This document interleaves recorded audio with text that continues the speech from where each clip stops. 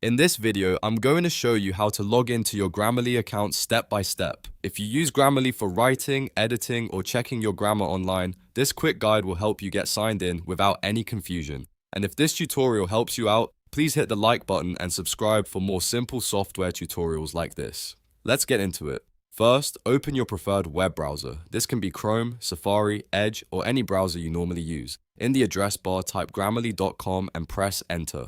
Once the Grammarly website loads, look at the top right corner of the page. You should see a login button there.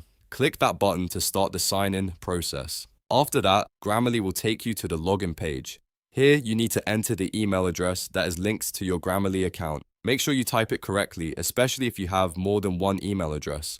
Once your email is entered, click Continue. Grammarly will then move you to the next step of the login process. Now, you'll be asked to enter your password. Type in the password for your account carefully, then continue to sign in. If you don't want to use your password, Grammarly may also give you the option to continue with Google or continue with Apple, depending on how your account was originally created. Just choose the method that matches your account and follow the on-screen prompts. After you complete the sign-in details, Grammarly will verify your information and open your account.